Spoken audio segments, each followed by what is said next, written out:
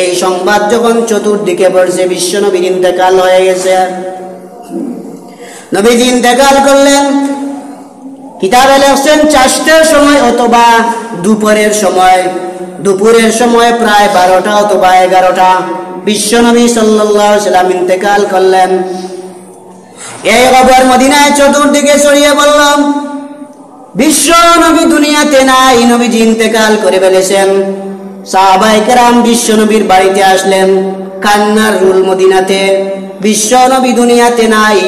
কেউ বলছেন তাহলে আমি বাঁচিয়া কি লাভ হবে? যেই চক্ষু দিয়া বিশ্বনবীকে দেখতাম, আজকে বিশ্বনবী দুনিয়াতে নাই, আমার এই চক্ষুর দরকার নাই। বিশ্বনবীর কাছে আমি আসতাম, বিশ্বনবী দুনিয়াতে নাই, তাহলে আমরা দুনিয়াতে তাকিয়ে লাভ হবে কি? সাহাবায়ে কেরাম কান্নার রোল। এই সাহাবী মসজিদের কোনায়, এই সাহাবী এই কোনায়, অন্য সাহাবী মসজিদের বারান্দায়, এইভাবে মদিনায় কান্নার রোল শুরু হয়ে গেছে। বিশ্বনবীর ইন্তেকাল শুনিয়া সাহাবায়ে কেরাম কান্না শুরু করে দিয়েছে। উমরে ফারুক দাঁড়িয়ে বলে, যে বলবে বিশ্বনবী মারা গেছে তার গর্দান উড়াইয়া দিব। উমর পাগল হয়ে গেছে। বিশ্বনবীর ব্যথা বেদনা উমর সহ্য করতে পারে নাই, পাগল হয়ে গেছে উমরে ফারুক। উমর বলছে, যে বলবা বিশ্বনবী মারা গেছে তার গর্দান উড়াইয়া দিব। নবীজির ইন্তেকালে সাহাবায়ে কেরাম কান্না শুরু করে দিয়েছেন। আর আমরা 12 রবিউল আউয়াল জিলাপি আর মিষ্টি খাই, আমরা কোন দিন আশিক রাসূল হতে পারবো? এইটা নিজের বিবেকের মধ্যে রাখবেন। সাহাবায়ে কেরাম বিশ্বনবীর ইন্তেকাল শুনিয়া সমস্ত সাহাবায়ে কেরাম জিলাপি খাইছেন না, কান্নাকাটি করছেন। নবীজির ইন্তেকাল শুনিয়া সাহাবায়ে কেরাম কান্নাকাটি শুরু করে দিয়েছেন। হঠাৎ যখন নবীজি সাল্লাল্লাহু আলাইহি ওয়াসাল্লাম একটা গাধা ছিল, ইয়াফুর নামে একটা গাধা ছিল বিশ্বনবীর। এই গাধাটা বিশ্বনবী সাল্লাল্লাহু আলাইহি ওয়াসাল্লামের পাশে সব সময় থাকত। এই গাধাটা যেদিন নবীজি ইন্তেকাল করবেন সবাই চলে গেছে, কিন্তু গাধাটা চলে গেছে না। বিশ্বনবী সাল্লাল্লাহু আলাইহি ওয়াসাল্লাম ইন্তেকাল করেছেন।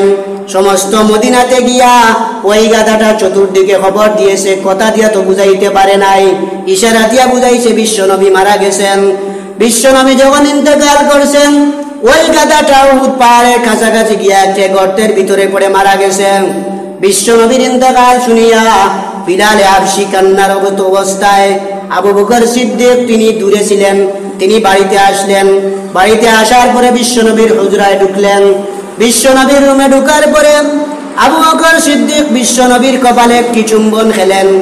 আর বিশ্বনবী সাল্লাল্লাহু আলাইহি ওয়াসাল্লামকে বললেন, ইয়া রাসূলুল্লাহ, ইয়া হাবিবাল্লাহ, আল্লাহ রাসূল, দুনিয়াতে আপনাকে আল্লাহ প্রেরণ করেছিলেন, দুনিয়াতে আপনি শেষ হয়ে গেছেন। আপনাকে আল্লাহ কুরআন দিয়েছিলেন, কুরআন শেষ হয়ে গেছে। ইয়া রাসূলুল্লাহ, ইয়া হাবিবাল্লাহ, আপনি দুনিয়া থেকে বিদায় হয়ে গিয়েছেন। ইয়া রাসূলুল্লাহ, ইয়া হাবিবাল্লাহ, আমাদের কোনো কান্নাকাটির কোনো প্রয়োজন নাই।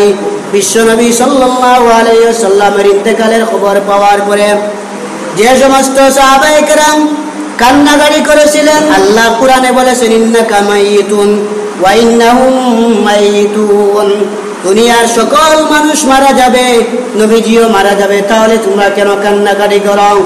আল্লাহ কুরআনে বলেছেন, কুল্লু নাফসিন যায়িকাতুল মাউত, প্রত্যেক প্রাণী মৃত্যুর স্বাদ আচ্ছাদন করবে, তাহলে তোমরা কেন রাসূলুল্লাহর ইন্তেকালের খবর শুনিয়া তোমরা কেন হতভাগ্য হয়ে গেলা?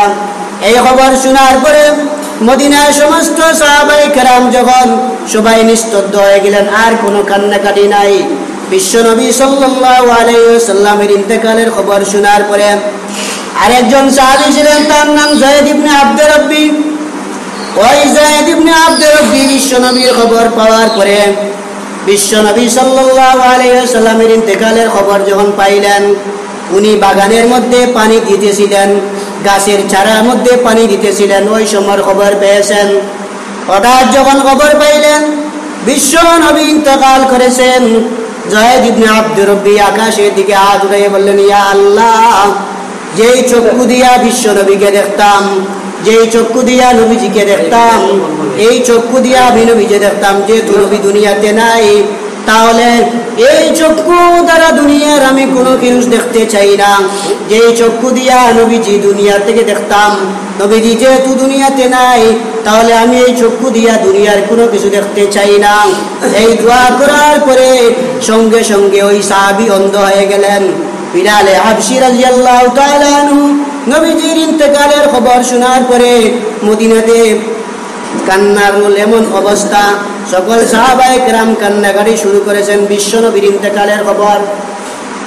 আবু বকরের বয়ানের পরে এখন সবাই নিস্তব্ধ হয়ে গেল, নীরব হয়ে গেল। এখন তো আর কেউ কোনো কথা বলে না, কেউ কোনো কান্নাকাটি করে না। এখন তো যেহেতু নবীজির ইন্তেকাল হয়ে গেছে, তাহলে খলিফা নির্বাচনের প্রয়োজন।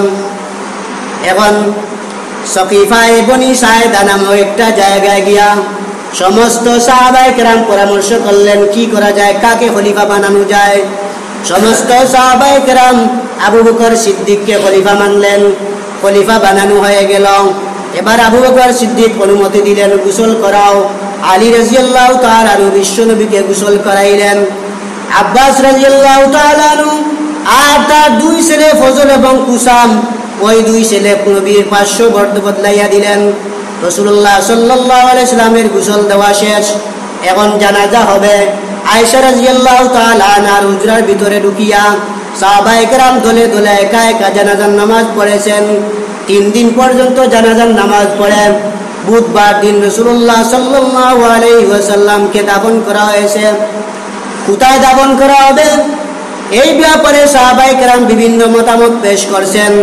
আবু বকর সিদ্দিক বললেন, ইয়া আমি শুনেছি বিশ্বনবী বলেছেন যত দুনিয়াতে নবী আছে সকল নবী যেখানে রওজা হবে, যেখানে তাদের পবিত্র সমাধি হবে, ওইখানে আল্লাহ তাদেরকে ইন্তেকাল দেয়। তাহলে বিশ্বনবী আয়েশার হুজরা ইন্তেকাল করেছেন, তাহলে এখানেই বিশ্বনবীকে দাফন করা হোক। এবার আবু বকরের অনুমতি মানিয়া সবাই পরামর্শ শুনিয়া বিশ্বনবী সাল্লাল্লাহু আলাইহি ওয়াসাল্লামকে আয়েশা রাদিয়াল্লাহু তাআলা আনহার হুজরার ভিতরে বিশ্বনবী সাল্লাল্লাহু আলাইহি ওয়াসাল্লামকে দাফন করা হলো। এবার নবী সাল্লাল্লাহু আলাইহি ওয়াসাল্লামকে ওই দিন দাফন করা হয়েছে বুধবার দিন। রাসূলুল্লাহ এবার ইদা জাআ রাসূলুল্লাহি ওয়াল ফাত এই আয়াত নাযিল হওয়ার পরে নবীজি মুমূর্ষু অবস্থায় ফাতেমাকে ডাক দিলেন, ফাতেমাকে বলো আসতে। ফাতেমা বিশ্বনবীর ঘরে আসলেন। নবীজি কানে কানে কি বললেন, ফাতেমা দেখা যায় কান্নাকাটি করল। আবার নবীজি ফাতেমার কানে কি বললেন, তখন দেখা যায় ফাতেমা হাসলেন। নবীজির ইন্তেকালের পরে আয়েশা সিদ্দিকা প্রশ্ন করলেন, ফাতেমা একবার নবীজির কথা শুনিয়া তুমি কান্নাকাটি করলা, আবার তুমি হাসলে কোন কারণে? ফাতেমা বলেন, আম্মাজান বিশ্বনবী যখন আমাকে বলেছে ও ফাতেমা সূরা নাসর নাযিল হওয়ার কারণে আমি বুঝতে পেরেছি আর বেশি দিন থাকবো না। ফাতেমা রে আমি তোমাকে দুনিয়া থেকে রেখে চলে যাই। ফাতেমা মনে কষ্ট নিও না। এই কথা শুনিয়া আমি কান্নাকাটি করলাম। পরে যখন দেখলেন আমি কান্নাকাটি করতে আসি, বিশ্বনবী আবার ফাতেমাকে নিলেন। এই হাদিসটা তিরমিজি শরীফের মধ্যে আছে।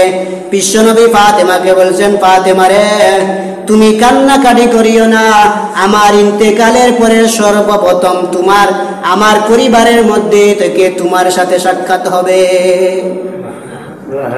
আমার ইন্তেকালের পরে সর্বপ্রথম আমার পরিবারে যার সাথে সাক্ষাৎ হবে তুমি ফাতেমা। তাহলেও তো বোঝা যায় ফাতেমাও নবীজির ইন্তেকালের পরেও শেষ ইন্তেকাল। নবীজির ইন্তেকালের 6 মাস পরেও ফাতেমা মারা গেছেন বাবার দুঃখ ব্যথা বেদনায়। শনিবার অথবা রবিবার নবীজি জোহরের নামাজ পড়ায় বাড়িতে চলে গেলেন। সাহাবায়ে কেরাম মনে মনে অনেক আনন্দ পাইলেন, মনে হয় রাসূলুল্লাহ একটু সুস্থতা হয়েছে। পরের দিন আবার রোগ বেড়ে গেছে। ওই দিন ছিল সোমবার 12 রবিউল আউয়াল। রবিউল আউয়ালের 12 তারিখ সোমবার। রাসূলুল্লাহর রোগ আরো বেড়ে গেল। ফজরের নামাজের সময় রাসূলুল্লাহ ঘরের পর্দাটা উঠাইয়া হঠাৎ তাকিয়ে দেখে সাহাবায়ে কেরাম মসজিদ ভর্তি সাহাবায়ে কেরাম ফজরের নামাজে। রাসূলুল্লাহ সাল্লাল্লাহু আলাইহি ওয়াসাল্লাম মুস্কি হাসি দিলেন, মৃদু হাসি দিলেন। সাহাবায়ে কেরাম মনে মনে ভাবছেন যে নবীজি আসবেন, নামাজ পড়াইবেন। আবু বকর ইমামতির জায়গা থেকে সরে গেলেন। নবীজি ইশারা দিয়ে বললেন, আবু বকর না না, তুমি নামাজ পড়াও। নবীজি এদিন ইন্তেকাল করবেন। ওই দিন সোমবার ছিল, 12 রবিউল আউয়াল। নবীজি ফজরের নামাজে আসতে পারেন নাই। ওই দিন মোটামুটি শরীর কিছু সুস্থতা ছিল, কিন্তু দাঁড়াইতে পারছেন না। ফজরের নামাজে কিরাত লম্বা হয়, লম্বা না বাটি লম্বা। ফজরের নামাজে কিরাত যেহেতু লম্বা হয়, তাই রাসূলুল্লাহ দাঁড়াতে অক্ষম, এই কারণে ফজরের নামাজে আসলেন না। রাসূলুল্লাহ সাল্লাল্লাহু আলাইহি ওয়াসাল্লাম ফজরের নামাজে না আসার পরে আবু বকর সিদ্দিক ফজরের নামাজ পড়িয়া উনি তার দামানদের বাড়ি বিশ্ব নবীর ঘরে গেলেন। গিয়া বললেন, ইয়া রাসূলুল্লাহ, ইয়া হাবিবাল্লাহ, আপনার শরীরের অবস্থাটা কি? নবীজি বললেন, মোটামুটি ভালো। আবু বকর সিদ্দিক বললেন, ইয়া রাসূলুল্লাহ, ইয়া হাবিবাল্লাহ, আমার বিবি একটা আছে মদিনায়, আরো 2 জন রয়েছে মদিনার অনেক দূরে। আজকে তাদের পালা, তাদের বাড়িতে চলে যাব। ইয়া রাসূলুল্লাহ, আমাকে অনুমতি দিন, আমি যেতে পারি কিনা? আবু বকর সিদ্দিক চলে গেলেন। আলীকে প্রশ্ন করা হইল, আলী রে, বিশ্ব নবীর অবস্থা কেমন? আলী বললেন, নবীজি সাল্লাল্লাহু আলাইহি ওয়াসাল্লাম একটু শান্তি পাইছেন, আরাম পাইছেন, এখন রাসূলুল্লাহ সুস্থ আছেন।